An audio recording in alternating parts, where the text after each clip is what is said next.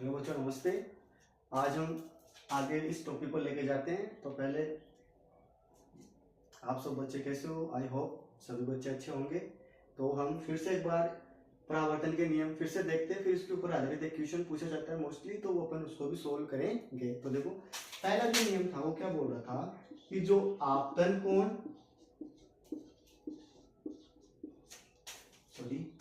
आपतित किरण,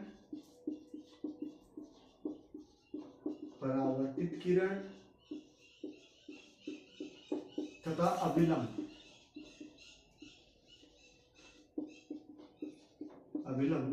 तीनों एक ही तल में होते। कहां पे होते बेटा? एक ही तल में होते हैं। दूसरा नियम क्या था कि जो आपतन कोण व परावर्तित कोण, ये दोनों का मान क्या होता है? बराबर होता है। अर्थात कोण I बराबर कोण R होता है। इस नियम पे आधारित एक क्वेश्चन मोस्टली पूछा जाता है कि आपको कोई एक परावर्तक सतह दे दी इस प्रकार से। ये कोई परावर्तक सतह है, यहां से कोई प्रकाश की किरण इस पे आपतित हो रही है, परावर्तित होने के पश्चात यह दूसरे पृष्ठ पर आपतित होती है, देन आफ्टर उसके बाद में ये फिर से क्या होती है? परावर्तित हो जाती है। यहाँ पे वो बता रहा है कि यहाँ पे जो कोण है वो कितने डिग्री का दे रखा है? 30 डिग्री का दे रखा है। तो यहाँ पे कोण कितने डिग्री का बनेगा, वो ये सब मोस्टली पूछा जाता है। तो देखो इसका बेसिक सा देखो क्या है वो देखते हैं अभी।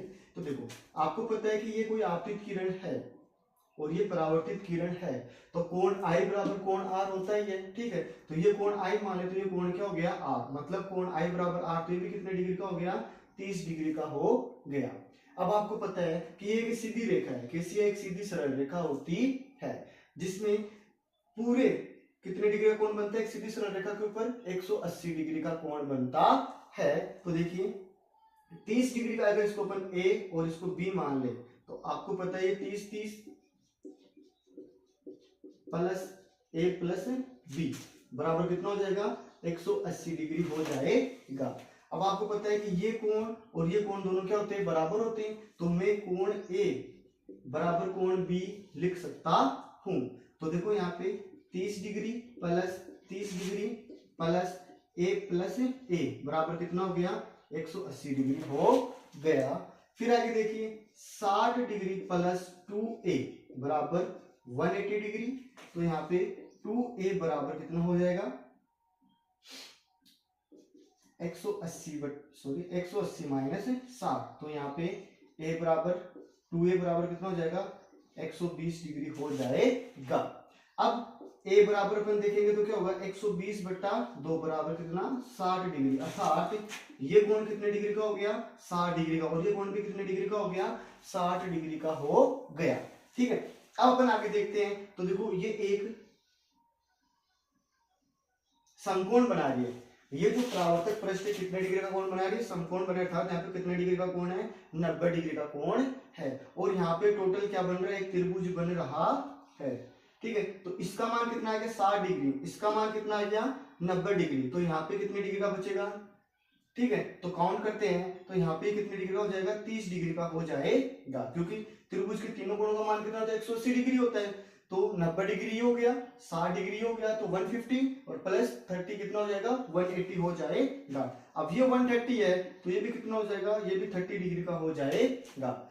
60 डिग्री हो गया, तो इसमें से माइनस करेंगे तो कितना हो जाएगा?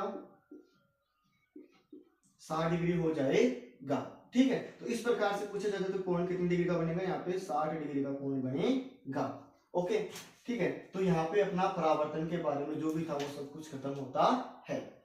ठीक है, अपन एक बार फिर से रिकॉल कर लेते हैं परावर्तन क्या होता है। तो वो देखिए कि जब कोई प्रकाश की किरण किसी परावर्तक सतह से टकरा कर पुनः उसी माध्यम में लौट जाती है जिस माध्यम से वह आई थी, उसे प्रकाश का परावर्तन कहते हैं। फिर अपन ने पढ़ा था परावर्तन के नियम। तो परावर्तन के नियम में पहला था कि जो आपतित किरण है, परावर्तित किरण और अभिलंब तीनों क्या होते हैं? एक ही तल में स्थित होते हैं। फिर जो आपतन कोण होता है और परावर्तन कोण होता है, उन दोनों का मान क्या होता है? बराबर होता है। और उससे रिलेटेड अपन ने क्वेश्चन भी क्या कर लिया? सोल्व कर लिया है। अब हम बात करते हैं दर्पण। किसकी बात करते हैं बेटा? आगे दर्पण की बात करते हैं। तो चलो देखते हैं आगे दर्पण क्या होता है, कैसा क्या होता है।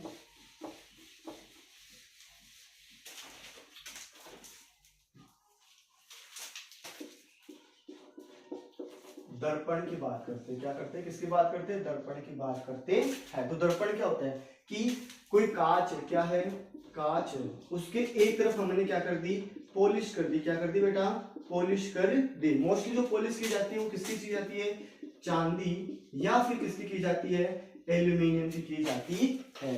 चांदी थोड़ा महंगा रहता है तो अधिकांश से किसकी पॉलिश की जाती है, एल्यूमिनियम की पॉलिश की जाती है। ठीक है, तो ये हो गया क्या अपना दर्पण हो जाता है। फिर दर्पण की बात करें तो दर्पण कितने प्रकार का होता है, दर्पण होता है 2 प्रकार का। कितने प्रकार का होता है, 2 प्रकार का दर्पण माना जाता है। जिसमें पहला दर्पण होता है आपका समतल दर्पण। कौन सा होता है,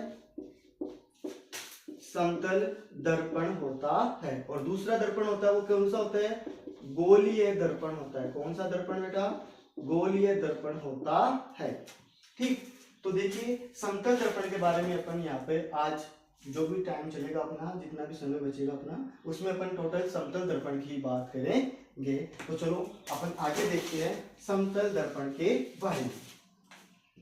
तो नाम से पता चल रहा है समतल, कैसा, समतल मतलब ये ना तो घुमावदार है ना कुछ कैसा, ये सीधा एक आयताकार मान लो, सीधा समतल पृष्ठ मान लेते हैं। तो सपोज करो ये कोई समतल पृष्ठ है, इसका एक पृष्ठ ये हो गया, एक पृष्ठ ये हो गया। तो इस पृष्ठ पे अपन ने क्या कर दिया, हमने पॉलिश कर दी। क्या कर दी, पॉलिश कर दी। तो ये कौन सी पृष्ठ बन गई, ये बन गई परावर्तक सतह। कौन सी, परावर्तक सतह। अर्थात प्रकाश की किरण आएगी और इससे टकराकर पुनः उसी माध्यम में क्या होती है, लौट जाती है। तो समतल दर्पण किसे कहते हैं कि वह दर्पण जिसका या जो वह दर्पण जो एक समतल होता है तथा उसके एक पृष्ठ पे क्या कर दी जाती है, पॉलिश कर दी जाती है, समतल दर्पण कहलाता है। ठीक, अब इसमें बात करते हैं अपन प्रतिबिंब निर्माण की विशेषताएं।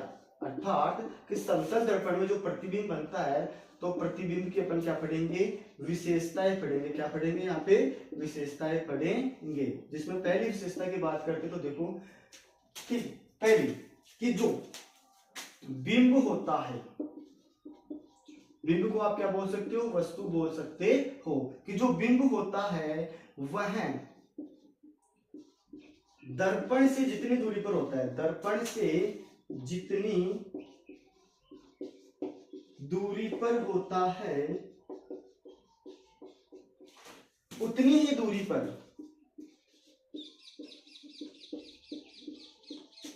क्या होता है बेटा, प्रतिबिंब होता है। क्या होता है, प्रतिबिंब होता है।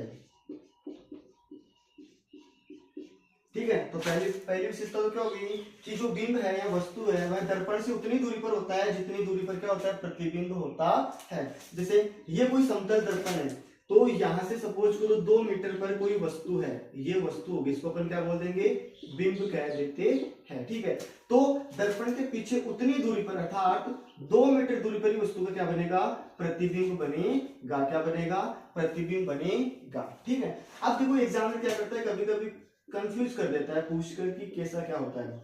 वो बोलता है कि कोई वस्तु दर्पण से 2 मीटर दूरी पर रखी हुई है। कोई वस्तु दर्पण से, कहां से, समतल दर्पण से मैं बात कर रहा हूं, कि कोई वस्तु समतल दर्पण से 2 मीटर दूरी पर रखी गई है तो प्रतिबिंब से, कहां से पूछ रहा है वो, प्रतिबिंब, कि प्रतिबिंब से उस बिंब की दूरी कितनी होगी। तो बच्चे कंफ्यूज हो जाते हैं, वो सोचते हैं कि जितनी दूरी पर बनता है उतनी दूरी पर प्रतिबिंब बनता है, तो वो 2 मीटर आंसर इसका देके आ सकते हैं। लेकिन क्वेश्चन को थोड़ा सा समझना है, देखना है क्या बता रहा है वो, क्या पूछना चाह रहा है।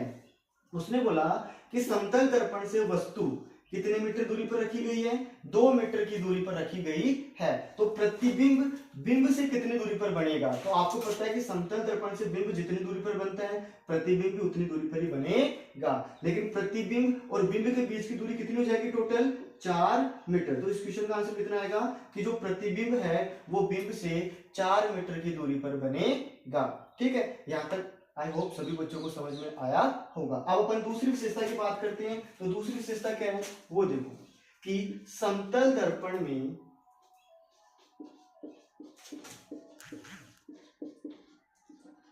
जो प्रतिबिंब बनता है, क्या, प्रतिबिंब,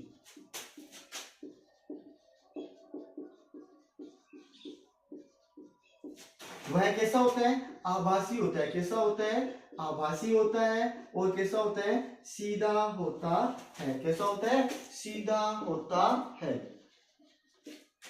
ठीक, समतल दर्पण में जो भी प्रतिबिंब बनता है वो कैसा होता है, आभासी और सीधा होता है। तो अपन थोड़ा सा बेसिक सा एक बार लेकर चलते हैं, आभासी क्या होता है और वास्तविक क्या होता है।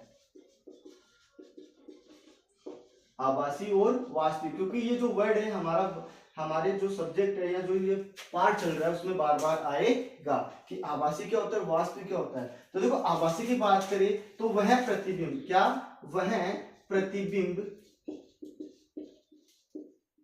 जिसको पर्दे पर प्राप्त नहीं किया जा सकता, जिसको पर्दे पर प्राप्त नहीं किया जा सकता। आभासी प्रतिबिंब की बात करें तो वह प्रतिबिंब जिसको पर्दे पर प्राप्त नहीं किया जा सकता है। लेकिन वास्तविक प्रतिबिंब को हम क्या कर सकते हैं, पर्दे पर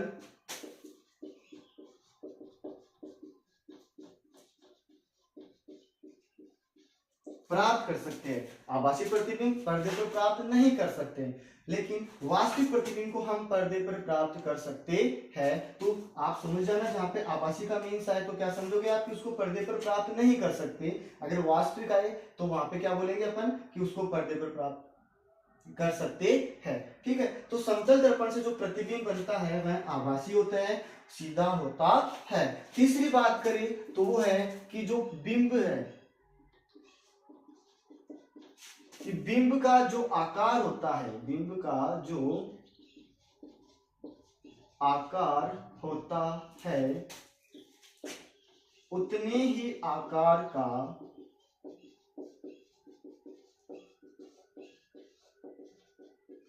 प्रतिबिंब बनता है।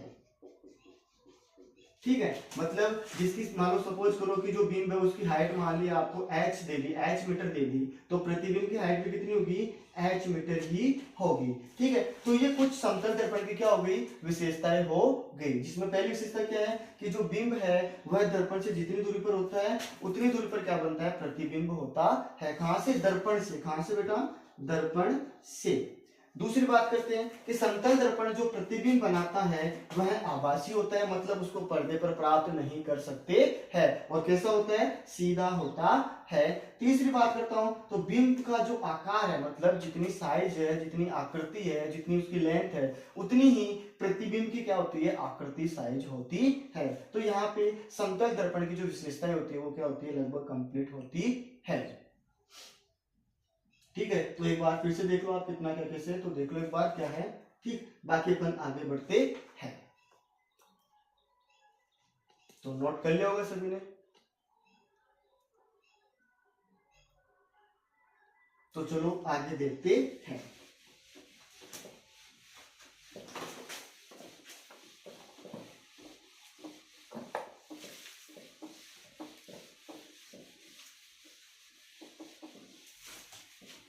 अब यहाँ पे एक चीज हो रहा है समतल दर्पण में, वो होता है पार्श्व परावर्तन। क्या,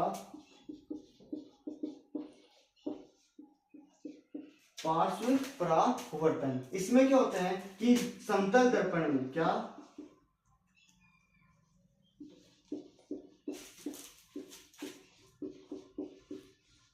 कि समतल दर्पण में जो दायां भाग होता है, क्या, दायां भाग दर्पण में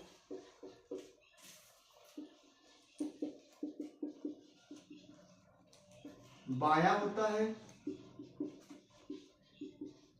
तथा बायां भाग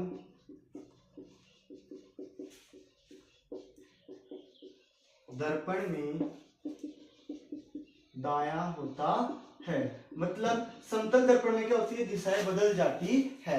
जैसे मैं समतल दर्पण में मेरा जो लेफ्ट हैंड है उसको खड़ा करूंगा, ठीक है, उसको ऊपर उठाऊंगा, तो दर्पण में हमारा जो राइट हैंड है वो क्या होता है, खड़ा होता है। ठीक है, वो क्या होता है, ऊपर जाता है। तो इसे क्या कहते हैं, पार्श्व परावर्तन कहते हैं। ठीक, तो कुछ अंग्रेजी वर्णमाला के कुछ ऐसे वर्ड्स हैं जिनमें पार्श्व परावर्तन नहीं होता है। जिसमें मैं बेसिक सा बात करूं तो जैसे एच का अगर आप प्रतिबिंब बनाओगे तो सेम टू सेम ऐसा ही बनेगा।